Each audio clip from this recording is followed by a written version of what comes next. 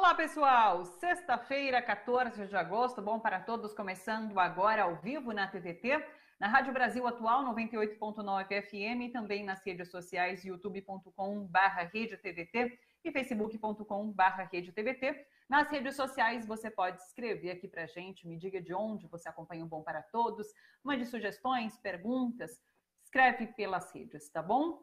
Daqui a pouquinho a gente conversa com o Leandro Fortes. Ele traz uma análise sobre as principais notícias do dia para a gente. Hoje também a gente vai falar um pouquinho sobre a possibilidade de privatização da Caixa Econômica Federal, quais os impactos nesse banco público.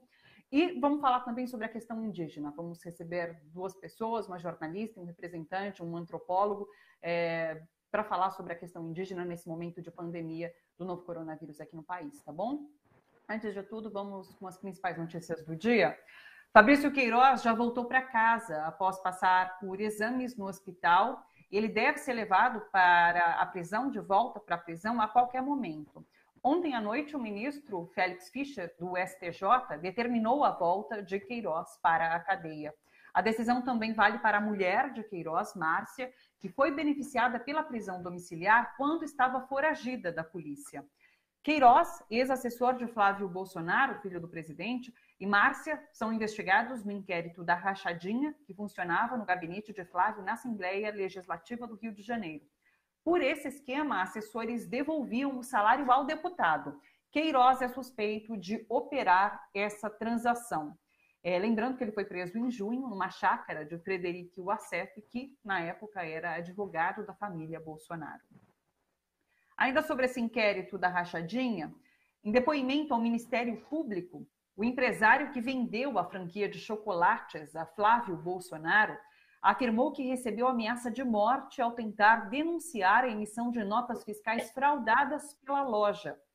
De acordo com a investigação, essa loja seria usada para a lavagem de dinheiro. No depoimento revelado pela Rede Globo, Flávio vendia produtos abaixo do preço de tabela e emitia nota no valor real, e por isso chegou a ser multado pela marca, a Copenhague. Depois de denunciar o esquema, o empresário disse que começou a receber ameaças de morte por e-mail, com fotos de pessoas enforcadas. O Supremo Tribunal Federal decidiu que órgão do governo só pode repassar dados à Agência Brasileira de Inteligência quando há motivação específica e interesse público. Por 9 votos a 1, o plenário julgou procedente a ação apresentada pelo PSB e Rede para impedir o repasse de dados bancários, fiscais e telefônicos à ABIN. Em seu voto, a ministra Carmen Lúcia falou em arapongagem praticada pelo Estado. Vamos dar uma olhada. Arapongagem, para usar uma expressão vulgar, mas que agora está em dicionário, essa atividade não é direito, é crime. Praticado pelo Estado, é ilícito gravíssimo. O agente que adota prática de solicitação e obtenção de dados e conhecimentos específicos sobre quem quer que seja, fora dos estritos limites de respeito aos direitos fundamentais e da legalidade, comete crime. O governo Bolsonaro ignorou um encontro de países latino-americanos em que a China anunciou a doação de $1 bilhão para financiar a produção de vacinas contra a Covid-19. A informação foi obtida com exclusividade pelo jornalista Jamil Chad, junto ao governo mexicano, que organizou a reunião em conjunto com o governo chinês no dia 22 de julho. De acordo com o México, além de não participar e não justificar a ausência, o Brasil não assinou o acordo e ficou de fora, portanto, do grupo de países que vai receber esse financiamento. Uma última notícia, um vídeo publicado nessa madrugada mobilizou discussão nas redes sociais. Gravado e divulgado por uma funcionária da Galeria do Brasileiro Romero Brito, em Miami, o vídeo mostra uma mulher quebrando uma porcelana assinada por Brito, que teria ofendido funcionários do restaurante gerenciado por ela. Depois de comprar, pagar pela peça e jogá-la no chão, ela diz o seguinte, em espanhol, abre aspas, nunca vá a um restaurante meu e ofenda um funcionário, mas nunca, fecha aspas. Vamos dar uma olhada nesse vídeo. Vaya a restaurante, y ofenda a mi personal, más nunca.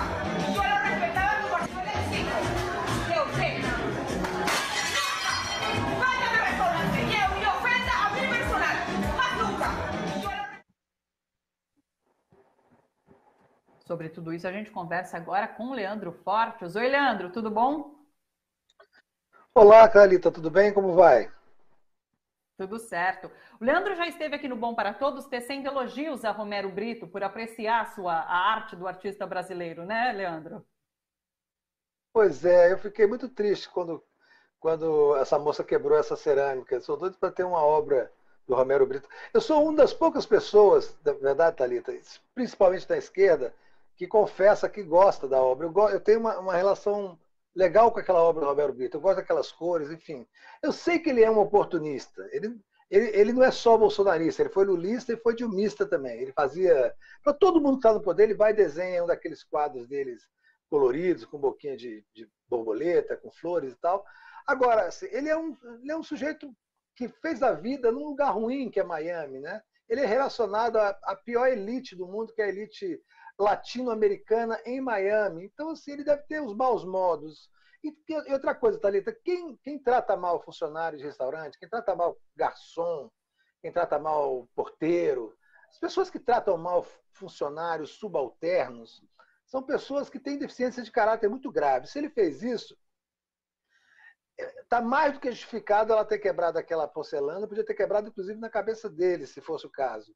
Mas assim, eu reitero que eu sou um admirador da obra e gosto de Romero Brito. Não da pessoa em si, porque eu não tenho nenhuma relação com o artista, mas gosto da obra dele, acho legal. Vamos lá, vamos falar um pouquinho sobre cenário político, Leandro. Eu queria começar com essa fala de Carmen Lúcia, ministra do STF. Há interpretações de que esse recado que ela manda, falando em arapongagem, é também em relação ao dossiê que foi, inclusive, confirmado pelo ministro da Justiça, que foi feito pelo governo com pessoas, com figuras públicas, na verdade, com funcionários públicos que pertencem a movimentos antifascistas, né? Você entendeu dessa forma também, que é uma mensagem ali indireta para o governo, para o Ministério da Justiça? Sim, sim, está inserido nessa questão, e essa questão, Thalita, é muito, muito grave. Esse dossiê, né, que já está no Congresso Nacional e está no Supremo Tribunal Federal e foi entregue nas Nações Unidas, e pode colocar o Brasil numa lista negra de países que usam arapogagem de Estado para intimidar adversários, intimidar servidores públicos. Né? Esse dossiê ele revela o caráter estritamente fascista do governo Bolsonaro. Porque uma das características dos regimes fascistas ou neofascistas, como é o nosso caso, é justamente de querer impor a hegemonia do seu pensamento à sociedade. Isso inclui investigar e perseguir, por meio de dossiês, por meio de arapongagem de Estado, aquelas pessoas que não aceitam esse pensamento hegemônico. Todo mundo fica vulnerável quando essas coisas acontecem, né? Não é só o servidor público que é antifascista.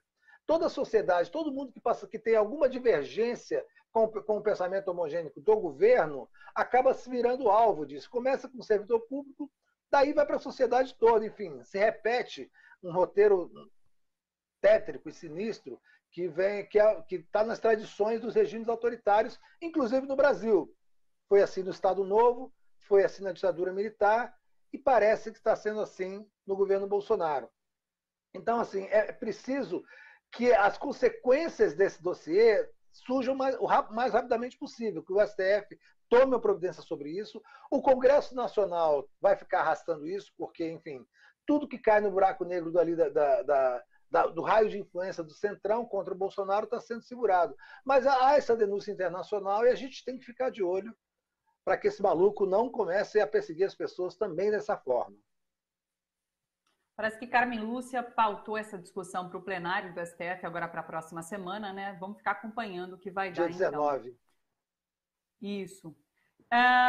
Bolsonaro, em meio ao caso Queiroz, que teve desdobramentos hoje, Queiroz deve voltar à prisão, em meio a essas revelações em relação à rachadinha, a venda dessa franquia por Flávio Bolsonaro, desculpa. A gente tem uma pesquisa que saiu hoje apontando que Bolsonaro tem a melhor aprovação desde o início do mandato, 37%. Que é um número, não é grande, mas é um número considerável. Como que você vê esse número nesse momento, diante de tudo isso que anda acontecendo? Sem contar, claro, os números altíssimos das mortes que a pandemia faz aqui no país, né? Bom, isso é resultado direto da injeção de dinheiro nas classes mais pobres com a ajuda emergencial de R$ 600. Mas não é a única coisa. No caso desse dinheiro de R$ 600, assim, você tem uma situação esdrúxula e paradoxal. Ele não queria dar esse dinheiro. Esse dinheiro foi decidido, ele queria dar R$ 200 e apenas por 3 meses. Né? O Congresso, que é com o apoio da oposição, com a força da oposição, conseguiu elevar esse valor para R$ 500, e quando decidiu em R$ 500, o Bolsonaro foi e trucou e botou, então já que é 500, bota 600 e está resolvido. Só que, assim, dentro da política de gastos estabelecida pelo governo, pelo ministro Paulo Guedes, essa matemática não vai funcionar. Né? Primeiro que está gerando um déficit público interno muito grande, porque eles não têm a fonte de, eles não têm a receita para gerar essa grana para ser distribuída. E essa questão da grana, assim, gerando popularidade para o Bolsonaro, se tornou primordial para as intenções dele de se reeleger. Então, o governo, essa popularidade que cresceu, mas não é muita, tá, Thalita? O problema é que a esquerda brasileira é uma esquerda desesperada. Pronto, o mundo já acabou, o cara melhorou um pouco, saiu da merda para o lixo, já é, meu Deus do céu, acabou o mundo. Ele continua sendo o presidente mais impopular nesse momento do mandato desde Collor. Ele só ganha do Fernando Collor. Né? E nesse momento, Fernando Collor estava em processo de impeachment para ser derrubado. Então, assim, ele cresceu dentro dessa circunstância muito específica, você não pode relevar isso a nada, mas ele continua sendo um presidente pessimamente popular. Entendeu? Ele continua muito mal avaliado. Agora, o que está acontecendo é o seguinte, é uma briga de narrativas que a esquerda e a oposição estão perdendo, ou seja, ele conseguiu capitalizar para ele a história dos R$ 600, da ajuda emergencial, que ele não queria, que o governo não quer, que o Paulo Guedes quer acabar. E, ao mesmo tempo, você tem o fato dele ter calado a boca. Você vê como é poderoso o fato de ficar em silêncio, como o silêncio é uma arma poderosa. Ele parou de fazer, desde a primeira prisão do Queiroz, ele parou de fazer aquele teatro em frente ao Palácio Alvorada para aqueles imbecis que ficavam num curral ali. Né? A simples parada daquilo já melhorou um pouco a imagem dele, ou seja, ele está sendo educado à força por assessores militares, pelos generais que o cercam, pela força da mídia também. Você vê que a mídia já não... Ele calando a boca, parando de falar palavrão e se comportando melhor, a mídia já não pega mais pesado, porque a mídia continua apoiando a agenda econômica do Paulo Guedes. O problema, Thalita, é que essa agenda econômica está para ser detonada. Né? Saiu uma informação agora há pouco de que ele perdeu a paciência com o Paulo Guedes, porque o Paulo Guedes está dizendo que não pode furar o teto. O teto de gasto é um teto só. Se você continuar pagando os R$ 600, você vai ter que furar o teto. E se não fizer isso, ele não vai conseguir manter a popularidade entre os mais pobres, que é onde isso está gerando resultado. Então, está virando uma sinuca de bico. Esse crescimento é um crescimento circunstancial, tem que ser estudado. Né? O bolsonarismo se mantém nos seus 30%, ele vai e volta um pouquinho, mas a questão aí ela não se sustenta por muito tempo. Eu tenho a impressão que, assim, que se não resolver essa coisa da ajuda emergencial ou se faltar dinheiro, essa popularidade cai de novo para os níveis de Fernando Collor de Mello. O que é muito difícil, porque a falta desse dinheiro também atinge uma parcela da população que vai ficar, enfim, sem receber esse auxílio.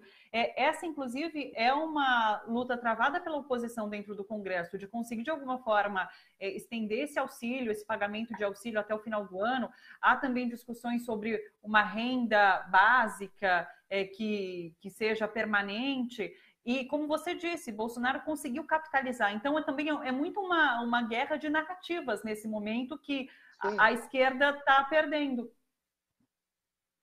Pois é, assim, e tem um aditivo nessa conversa toda, que é essa discussão que está se tornando cada vez mais feroz pela construção de um novo CPMF. A única saída honrosa para manter Paulo Guedes do governo, eles conseguirem aprovar essa super CPMF que eles querem aprovar. Eles querem fazer uma CPMF que vai recolher dinheiro de tudo, de todo tipo de transação, até transação em caixa eletrônico, até transação entre contas do mesmo titular, coisa que as antigas CPMFs não faziam. Né? Eu tenho uma conta num banco e em outro banco, se eu transferir, eu não tenho que pagar nenhuma taxa hoje. Se passar do jeito que Paulo Guedes está querendo que passe, até isso vai ser tributado. É dessa tributação que eles pretendem arrancar o dinheiro para sustentar até 2022, até as eleições de 2022, essa ajuda emergencial como renda mínima, como renda fixa mínima, né? A gente tem que lembrar que dentro do ultraliberalismo, dentro do neoliberalismo, existe uma previsão de renda mínima. Assim, é uma das variáveis da equação. Justamente para manter a população sem se revoltar, por exemplo, para manter o status social, o tecido social amainado, como eles dizem. Né? Se você não fomenta a luta de classes, se você mantém a classe mais baixa com o mínimo de alimentação, com o mínimo de receita para sobreviver. Por isso que eu sempre digo, Thalita, assim, que nós na esquerda continuamos discutindo dentro das regras do jogo da direita. O que está nos faltando é uma discussão real sobre lutas de classe. Bolsonaro está crescendo nas pesquisas, né, eleitorais, nas pesquisas de opinião, e a gente continua discutindo os mesmos pontos que são caros a eles. E a esquerda se preocupa muito mais em fazer lacração nas redes sociais do que partir para um projeto próprio, para discutir isso sem vergonha, sem medo. Aí, quando tem um episódio como esse, o Bolsonaro cresceu um pouquinho nas pesquisas, tem gente se jogando na BR e querendo morrer porque achando que perdeu tudo, que o Bolsonaro já venceu as eleições de 2022. Não venceu nada, está muito longe ainda e tem muita coisa para acontecer nessa história ainda, viu, Thalita? Só para finalizar, você acha que é impactante esse retorno de Queiroz à prisão? Impactante, eu não digo assim, é perigoso para o bolsonarismo, para o Bolsonaro. Não exatamente pelo Queiroz. Queiroz é um miliciano, é um PM. Foi treinado para segurar a barra, né? E ele sabe que se ele não segurar a barra, o problema dele, ele vai acabar virando o capitão Adriano Nóbrega, aquele que foi assassinado pela polícia militar lá na Bahia. Eles vão queimar esse arquivo na hora que ele começar a abrir o bico. O problema é a parte mais fraca dessa corrente, que é Márcia, a mulher de Queiroz. Né? Ela não é à toa que esconderam ela de uma forma muito ostensiva enquanto o Queiroz estava sendo preso, e ela ficou foragida e só reapareceu porque teve um benefício de habeas corpus para a prisão domiciliar, e agora não. Ela vai ser presa junta. E o Queiroz e os filhos já tinham falado assim, minha mulher não, ela não. Eu me sustento, mas ela não pode não ter, sei lá, não pode ter estabilidade emocional para segurar isso, né? Muitas pessoas presas e mantidas encarceradas em condições ruins, enfim, entram em depressão e qual que é a saída? É delação premiada. E se essa gente fizer delação premiada, a casa dos Bolsonaros cai. Você viu o que está acontecendo na investigação das rachadinhas. A única coisa que está funcionando no país é essa investigação das rachadinhas. Agora se descobriu que o cara que vendeu a franquia para o Flávio Bolsonaro foi ameaçado de morte. Eu tenho uma dúvida muito grande, Thalita, sobre a franquia em si, a Copenhagen, se ela não teme que o nome de uma loja tão famosa e tão bem qualificada, de chocolates maravilhosos e tal, o nome dela está sendo vinculado à milícia do Rio de Janeiro, à morte, a assassinato, a fraude, a roubo. Isso não importa para a empresa, quer dizer, assim, um mínimo de discussão de marketing não é levado a Copenhague, eles vão permitir que o Flávio Bolsonaro continue utilizando aquilo como uma espécie de entreposto da máfia, da milícia do Rio de Janeiro? Essa é outra questão que eu gostaria de ver discutida daqui para frente. Perfeito. Leandro, um ótimo final de semana para você. Até semana que vem. Beijo. Grande beijo, Thalita. Até semana que vem. Até, Leandro. Tchau, tchau. Deixa eu pegar alguns comentários que vocês estão mandando para a gente, youtube.com/redetvt e facebook.com/redetvt. Estão aqui, comentários. Lafayette Ribeiro, que está sempre aqui com a gente. Oi, Lafayette, boa tarde. Concordo com o Leandro, a esquerda precisa de estratégia e unidade, em busca de um plano pró-recuperação do país. A Luciana Fernandes é de Garanhuns, Pernambuco, está aqui com a gente. Oi, Luciana. Rosângela Gomes, está dando boa tarde. Valmira Zanzeri, de Pernambuco, Recife, Pernambuco, presente.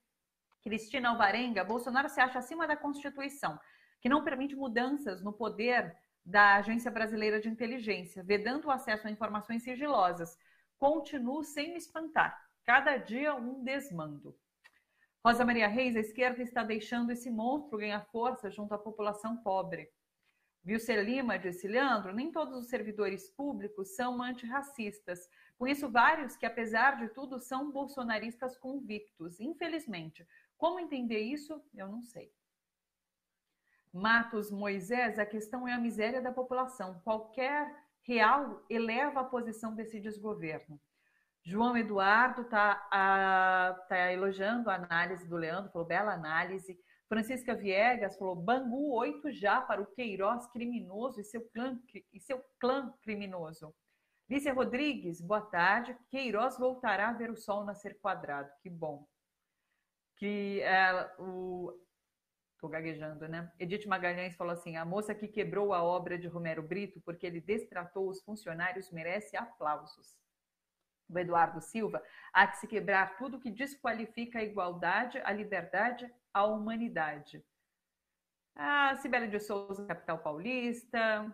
Newton José Dantas está com a gente. O João Eduardo de Carvalho Pellegrino e o desgoverno se aproveitando do auxílio emergencial para ganhar o povo. Valdinês de Zurique, presente. Noris Ferreira, Regina Mota, João Eduardo de Carvalho. Deixa eu dar um recado para vocês sobre o nosso youtube.com/RedeTPT. Você já sabe que pode entrar, se inscrever para receber sempre notificação quando programas entrarem ao vivo, aqui nas redes, no YouTube. E você também pode se tornar membro. Lá no site tem um botão, seja membro. Clicando ali, você contribui com R$ 7,99 por mês para a TVT e para a Rádio Brasil Atual e ajuda esse projeto de democratização da comunicação. Com isso, você também ganha 40% de desconto nos livros da editora Expressão Popular. É uma editora bastante próxima aos movimentos populares, os títulos trazem reflexões sobre temas pertinentes ali aos movimentos populares, então vale a pena dar uma conferida nos títulos e doando para a TVT você ganha então esses 40% de desconto nos livros, tá bom? Deixa eu pegar informações aqui sobre nossa próxima conversa. A gente vai falar um pouquinho sobre privatizações do governo Bolsonaro. O governo editou, no dia 7 de agosto, a medida provisória 995, que permite vender partes da Caixa Econômica Federal até dezembro de 2021. Segundo a Secretaria-Geral da Presidência da República, o objetivo é diminuir a atuação do banco em setores como o mercado de seguros e outros considerados não estratégicos pelo governo.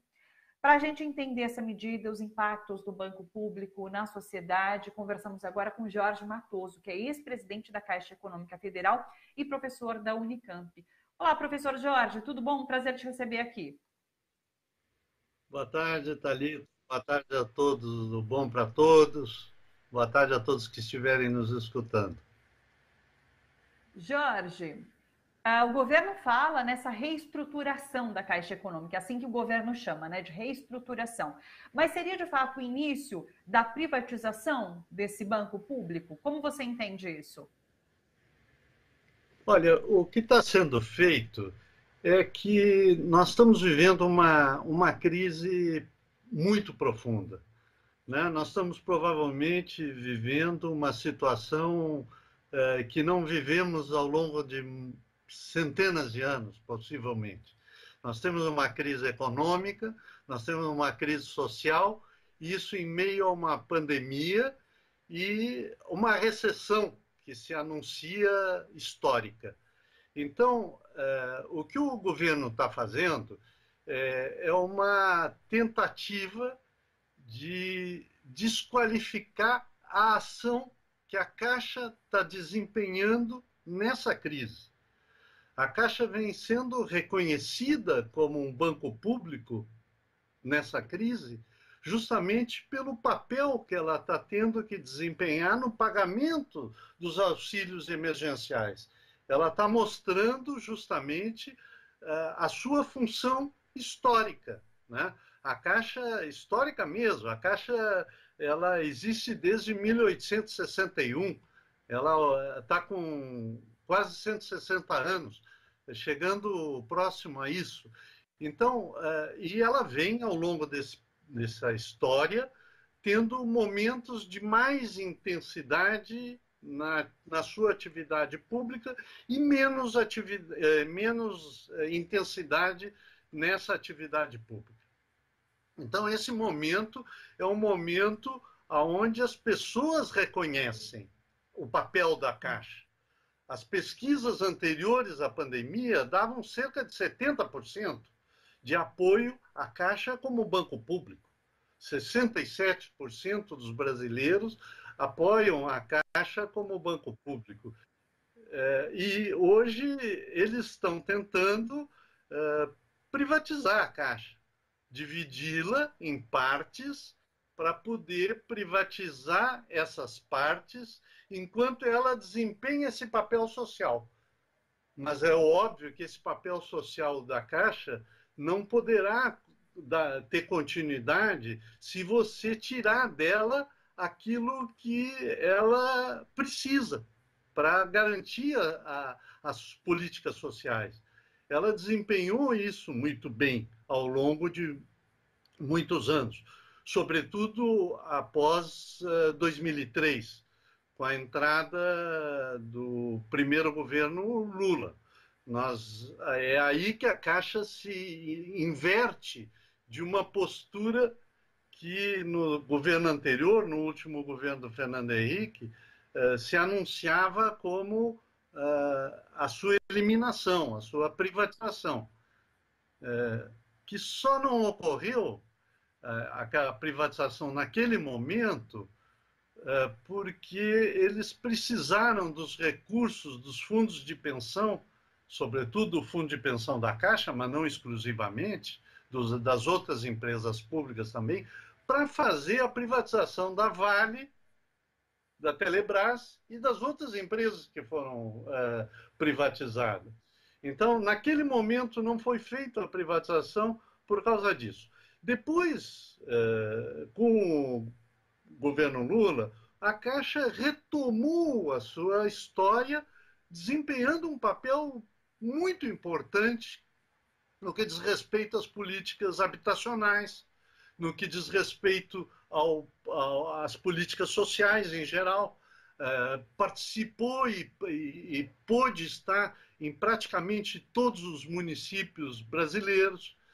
E, com isso, a Caixa se desenvolveu e assumiu o papel que ela tem até hoje, apesar de eles estarem tentando, fazendo o possível para desqualificá-la e para privatizá-la. É isso que eles estão tentando com essa medida provisória, essa 995. Os partidos de oposição já entraram com uma ação hoje no STF, tentando mostrar a sua inconstitucionalidade e solicitando a imediata suspensão.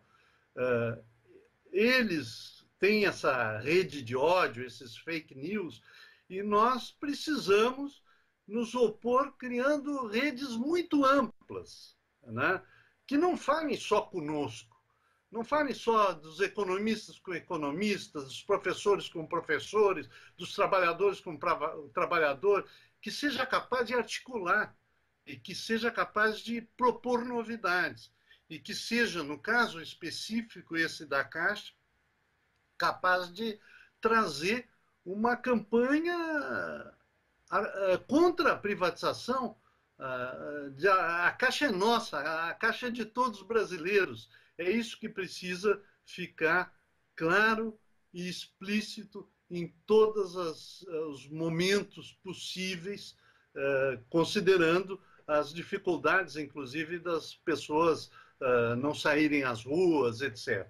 Nesse sentido, vocês, não só no Bom para Todos, na TVT, em geral, têm um papel muito importante e estão cumprindo esse papel. E aqui aproveito para parabenizá-los, né? Mas essa é uma luta que continua, está no começo. Nós ainda muito na defensiva, lamentavelmente, mas é isso. Nós precisamos dar uma resposta à altura, no sentido de mostrar que a Caixa é de todos os brasileiros. Professor Jorge, a gente consegue entender de alguma forma o que motiva o governo a querer privatizar a Caixa? Porque, como você apontou, a população reconhece a importância. É um banco de fomento de políticas públicas. Por quê? Por que privatizar esse banco nesse momento? Eles estão num processo de liquidação do Estado, né? Eles querem privatizar não só a Caixa, eles querem privatizar o BNDES, querem terminar de privatizar o Banco do Brasil, eles querem liquidar com o conjunto das empresas que desempenham um papel social e liquidar com o Estado. Para eles, o importante é o setor financeiro, é pra, eles não querem a economia, a atividade econômica, o emprego. Eles têm uma outra alternativa, a alternativa neoliberal. Hoje, no seu extremo, é isso que está se vendo no Brasil. Mas isso é questionado até por pessoas que, ao longo da história, foram liberais, né? Neoliberais até, mas que questionam isso e mostram que não há possibilidade do país seguir em frente aumentando só o desemprego, né? Nós estamos aí com 11% de queda do PIB no segundo trimestre. Nós estamos com falta de trabalho para mais de 40 milhões de brasileiros. Se nós não nos dermos conta da importância da atividade econômica, da importância do crescimento e da importância do Estado para que isso ocorra, nós estamos levando o país ao descalabro. E, professor, quem é que lucra com essas privatizações? Porque a gente sabe que essas estatais, inclusive, são vendidas com um preço bastante baixo, né? Quem que acaba lucrando com isso? Eles vão vender o que se chama no que der, né? Pode ser preço de banana. Eles não estão preocupados nem em fazer bons negócios. Eles estão preocupados com liquidar com o Estado, liquidar com as empresas que vêm desempenhando um papel social, que vêm desempenhando um papel público. Eles acham que, com isso, a atividade econômica voltaria a crescer. O que é um despropósito. Isso aí é questionado, inclusive, por gente que liberal, né? Não, você não precisa, na verdade, ser um estatista ou alguém que quer o socialismo. Na verdade, o que se trata é de um momento no qual você precisa fazer a economia crescer, você precisa gerar emprego, você precisa sair dessa recessão extraordinária, histórica. Nós estamos num momento terrível e, para isso, é preciso que as empresas públicas desempenhem o seu papel social e que o Estado seja capaz de auxiliar no processo de geração de emprego.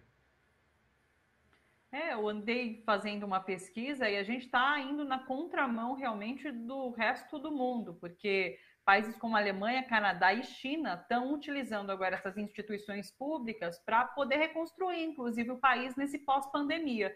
Então, a gente está indo na contramão. É isso. É isso mesmo. Que triste. Vamos acompanhar como vai ser essa reação, então, da oposição, essa decisão do STF, que talvez seja importante em relação à ação que a oposição propõe nesse momento. Obrigada, professor Jorge. Obrigada por trazer as explicações aqui para a gente, viu?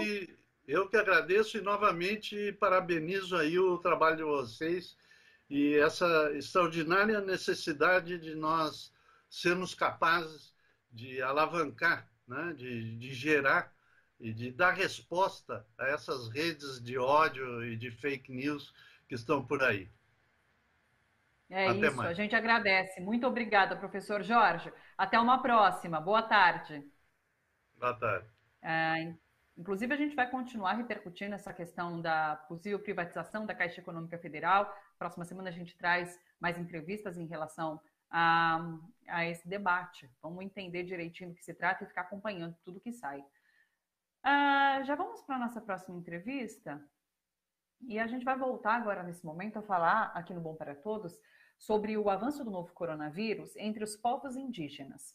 O Supremo Tribunal Federal tem travado, de fato, uma batalha com o governo Jair Bolsonaro para obrigá-lo a tirar do papel medidas de proteção às comunidades indígenas. A Articulação dos Povos Indígenas do Brasil, a APIB, que acionou, inclusive, o STF sobre a omissão do Estado, tem criticado o plano apresentado pelo governo por ser insuficiente para proteger povos isolados. Segundo números atualizados, inclusive hoje pela APIB, existem 24.942 casos confirmados de indígenas com Covid-19 e 669 mortes. Ao todo, 146 povos foram afetados até o momento pelo novo coronavírus. Se não bastasse essa situação alarmante, uma notícia relacionada ao envio de ajuda a indígenas chamou atenção nesses dias.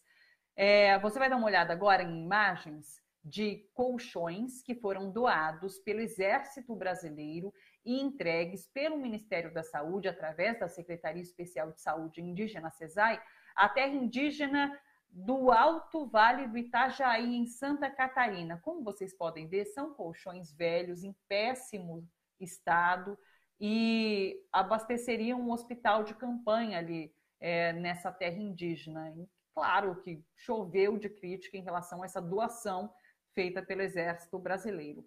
Para a gente conversar um pouquinho sobre a situação dos povos indígenas do Brasil, nós convidamos a jornalista e escritora Ângela Papiani e o antropólogo Gersen Baniva, professor da Universidade Federal do Amazonas. Gersen, Ângela, um prazer ter vocês aqui com a gente. Tudo certo?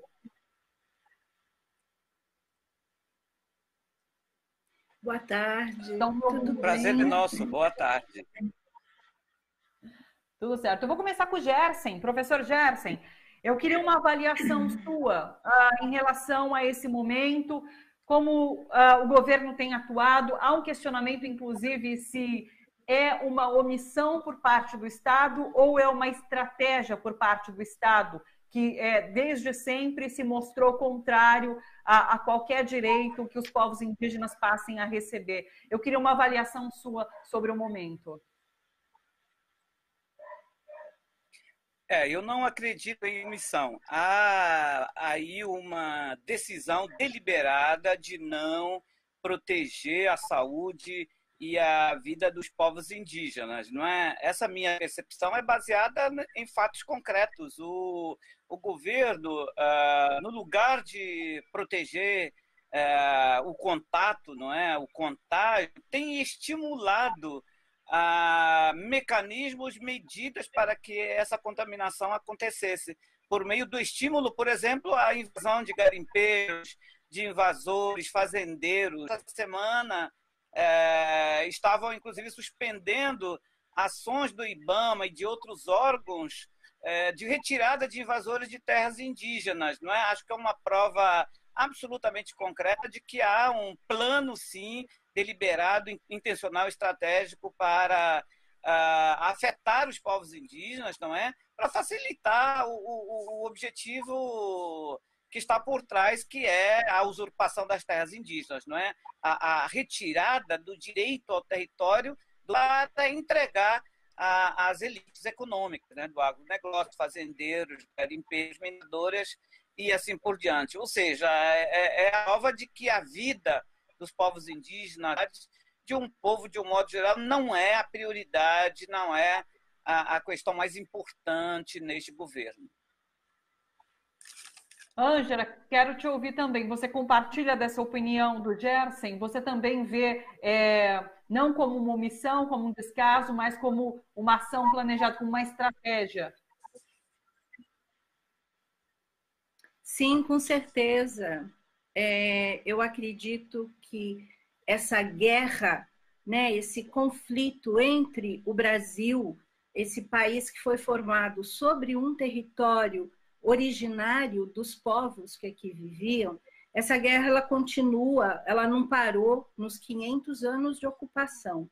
Em alguns momentos a gente tem a ilusão, talvez, umas brechas, uns momentos de trégua um pouco maior nessa guerra, em que esses povos conseguem se afirmar, conseguem buscar por seus direitos, como foi a partir da nova Constituição em 88. Né? O povo indígena trabalhou muito para garantir na Carta que regula o governo, o Estado brasileiro, os seus direitos, e não foi nenhum presente, foi uma luta muito dura para garantir esses direitos, e de repente você vê escancarada essa situação de extermínio, porque só existem duas opções para essa visão de Estado, que ou é o extermínio ou é a assimilação, que também não deixa de ser um extermínio dessas comunidades. Então, o que a gente está vendo agora é, de uma maneira muito escancarada, essa postura, né, desse povo que controla a economia. Eu gosto muito de uma definição do Davi Yanomami, que ele diz que os brancos são o povo da mercadoria, porque a gente só enxerga o mundo através da mercadoria, do valor da mercadoria. E o povo indígena tem outros valores, né, onde a natureza, a sua vida está completamente ligada a essa natureza. Eu acho que isso é inadmissível para essa maneira de governar e de querer ter o mercado como seu grande Deus, como sua grande opção. Gersen, há uma preocupação quando se fala nesse avanço do coronavírus nas aldeias indígenas com os anciãos, com as pessoas mais velhas das tribos, dos povos. Na poucas semanas, o cacique Aritana, que é uma das maiores lideranças dessa região do Alto Xingu, no Mato Grosso, morreu por conta dessas complicações da Covid-19. Eu queria que você falasse um pouco a respeito disso, porque é esse genocídio que vem acontecendo, que a gente tem assistido, e a gente perde história com tudo isso, né? Quando se fala em povos indígenas, a morte dessas pessoas significa a gente perder parte da nossa história, né? Sem dúvida. Perdemos parte da nossa história, mas mais do que isso, perdemos uma parte importante de nós, da nossa própria existência, da nossa própria essência de existência, né? Com a morte de anciãos, mas com as pessoas que morrem, primeiro porque são conhecimentos únicos, eu diria, são microsistemas de conhecimento, de modos de vida, de cosmovisões, não é? Que são únicos no mundo e que não são repassados facilmente para novas gerações, até pelas condições culturais hoje vividas pela juventude, não é? Então, é mais do que história, são conteúdos, não é? São conhecimentos que se perdem. Além disso, o grande risco de efetivamente enterrarmos, não é? Povos inteiros, o genocídio é muito real. Por quê? Porque, principalmente aqui na Amazônia, temos povos, quer dizer, povo, etnia inteira, uma sociedade inteira, com um número muito pequeno de seus membros. Não é? Aqui na Amazônia, 2 povos que só tem 3 pessoas. Imagina se essas 3 pessoas forem vitimadas pela pandemia. Isso significa o fim para sempre. Um povo, 2 povos sumirão. Não é? Nós estamos aqui torcendo, rezando para que não aconteça isso. Então, o genocídio não é um discurso político, não é um discurso lógico, não. É uma constatação, não é? Daí a importância de proteger as pessoas, de proteger esses povos, porque fazem parte da constituição da nossa humanidade, da nossa sociedade, da natureza, não é? Os povos indígenas acreditam, a crença primordial de que eles fazem parte da essência da natureza. Quer dizer, não é possível pensar a humanidade, mas a natureza, sem esses povos na sua diversidade. Assim como os outros povos, não é? Não só eles, mas como todos os outros povos. Daí, sempre nas cosmologias indígenas, há essa presença garantida de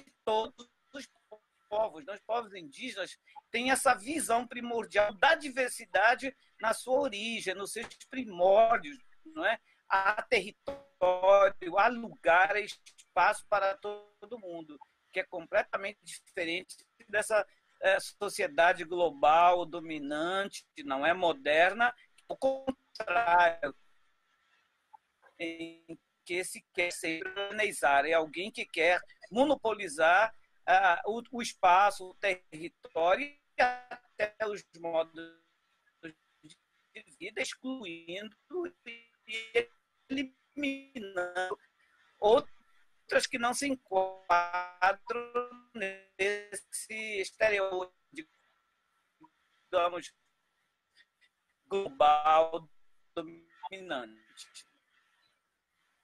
A gente teve um probleminha no áudio do Gerson agora no final da fala dele, mas deu para compreender. Vamos seguir, deu para a gente entender. Mas ficou bem picotado agora o final da fala do Gerson. Até percebi que ele já tinha parado de falar, o áudio ainda estava chegando aqui para a gente com bastante delay. Ângela, a gente tem assistido, inclusive, uma resistência bastante forte por parte dos indígenas. A PIB, por exemplo, entrou no STF, a Articulação dos Povos Indígenas Brasileiros, entrou no STF com uma representação, o STF reconheceu a legitimidade da articulação. Então, os indígenas têm resistido, têm se colocado politicamente nesse debate, e isso tem sido bastante importante também, é uma forma de resistência importante nesse momento. Eu acredito que o povo indígena ele sempre resistiu, né? Essa resistência ela é permanente. Se ela não existisse, eles já teriam sido apagados totalmente da nossa história. Inclusive, essa ação ela foi conduzida por um advogado indígena. Então, eu acho que as novas gerações elas têm assumido papéis importantíssimos nessa defesa. Hoje a gente tem uma deputada representando os povos indígenas, uma deputada federal, que é a Joênia. Então, acho que são conquistas importantíssimas para essa luta e ela tem que continuar. Acredito que os professores dentro das escolas indígenas, essas lideranças todas, têm feito um papel importantíssimo, tanto de proteger os seus territórios, de tentar bloquear a entrada do coronavírus, a entrada desses invasores, quanto em ações políticas mesmo junto ao governo, procurando soluções, procurando formas mais legítimas, de combater toda essa violência que esses povos têm enfrentado. Gerson, vamos ver se o áudio está um pouco melhor agora. Eu queria te ouvir em relação especificamente sobre os povos indígenas do Amazonas. O que você tem percebido? Quais as principais dificuldades desses povos? Eu sei que parece que a logística, o levar para os hospitais, isso tem sido bastante complicado. Você conseguiria nos atualizar um pouquinho sobre a situação no Amazonas?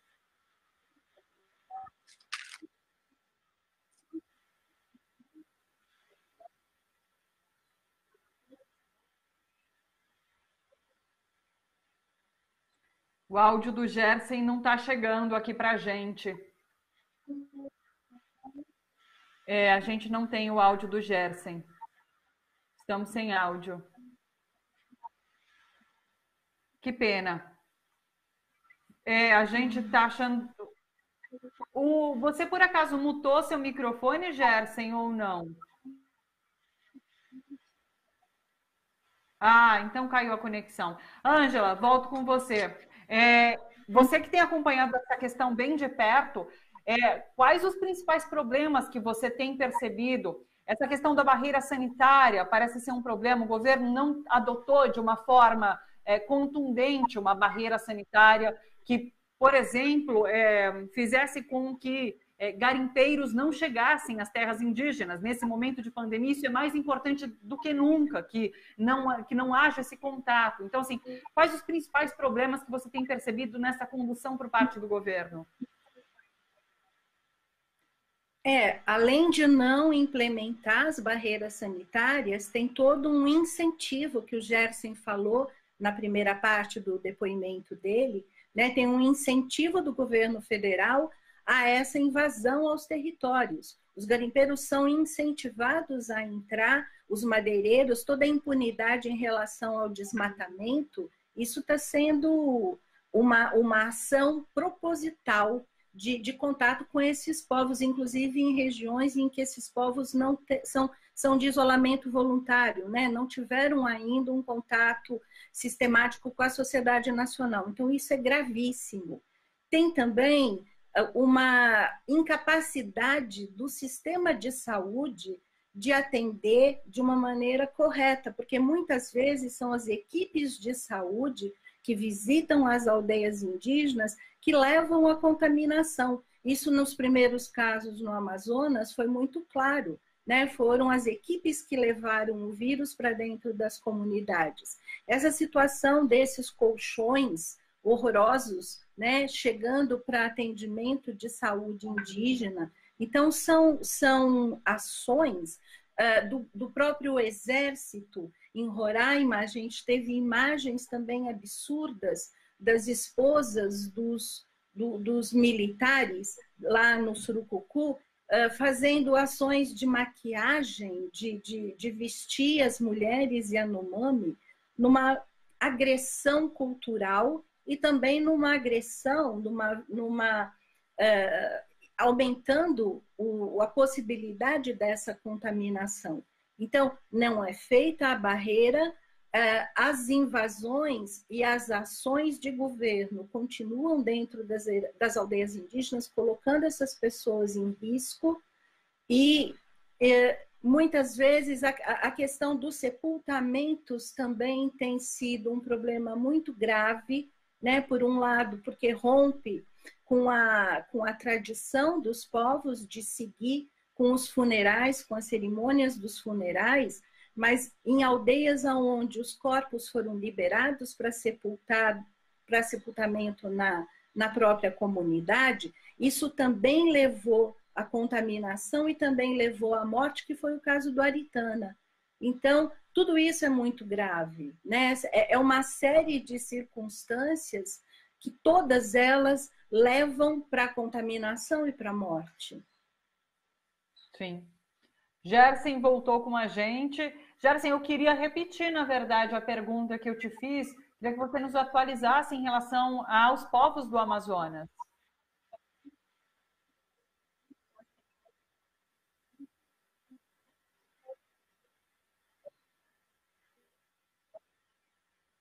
A gente continua sem o áudio. Que pena. Não temos o áudio do Gerson. Que pena. Peço desculpas a todo mundo por conta desse probleminha do áudio, realmente. Vamos ver se a gente consegue, numa próxima vez, trazer o Gerson aqui para conversar com a gente. Ele que fez uma fala tão bela em relação a parte da nossa história que está sendo perdida por conta das mortes entre as populações indígenas, principalmente de anciões, que levam tanto conhecimento quando partem. Ângela, quero agradecer demais a sua participação aqui com a gente. Obrigada por trazer esse panorama, por fazer uma crítica bastante firme em relação ao modo como esse governo tem acompanhado essa questão indígena. Te agradeço demais. Eu agradeço o espaço, agradeço e acho que essa questão ela tem que continuar vindo, né, para um público maior. Outras pessoas indígenas têm que estar falando sobre a situação nas suas aldeias e sobre essa relação com o governo. Eu acho isso fundamental. Muito obrigada. Obrigada, Ângela. Um beijo para você e uma boa tarde. Até. Boa tarde. Vamos lá, então, pessoal. Claro, a gente volta a trazer sempre essa questão das populações indígenas aqui no Bom para Todos, uma questão importantíssima, a maneira como esses povos têm sido afetados pela Covid-19 aqui no país e essa estratégia por parte do governo de deixar morrer, que é a necropolítica, que a gente tanto já falou aqui também, né? Bom, deixa eu ler alguns últimos comentários, na verdade já agradecendo a companhia de todos vocês durante essa tarde, durante essa semana. Deixa eu pegar aqui. A Silas Cardoso falou: a esquerda precisa ajustar o discurso para tocar a maioria da população. Não adianta falar em democracia e instituições, pois são temas muito distantes da realidade do povo. Para aqueles que estão em dificuldade, mas conseguem auxílio do governo, entenderão que as instituições estão funcionando, independentemente da política desastrosa em curso. Esse é o comentário do Silas Cardoso em relação a essa discussão que a gente teve com o Leandro sobre pautas da esquerda, né? Fernando, os povos originários devem ter sua existência respeitada. Que tema importante. Vinícius Lutador, muito legal esse programa de vocês. Adoro. Obrigada, Vinícius. E o Wagner Espanhol, que está sempre aqui com a gente. Os povos indígenas não defendem a natureza. Eles são a natureza, se defendendo dessa nossa insana civilização capitalista biocida. É isso, Wagner. Ivanete está com a gente. Maria da Guia Silva, Lafayette, Cristina Alvarenga, Marlúcia de Santo André. Thalita, na minha opinião, os indígenas teriam que ser os primeiros a tomar as vacinas contra a Covid-19. Birajara Vicente falou informações valiosas. Obrigada, pessoal. Eu agradeço demais os comentários, a companhia de todos vocês durante essa tarde. Bom para Todos volta, segunda-feira às 3 horas da tarde. Antes disso, tem Brasil TVT no domingo às 6 horas da tarde, com um apanhado das principais notícias da semana, tá bom? Bom final de semana para todos vocês e até lá. Tchau, tchau.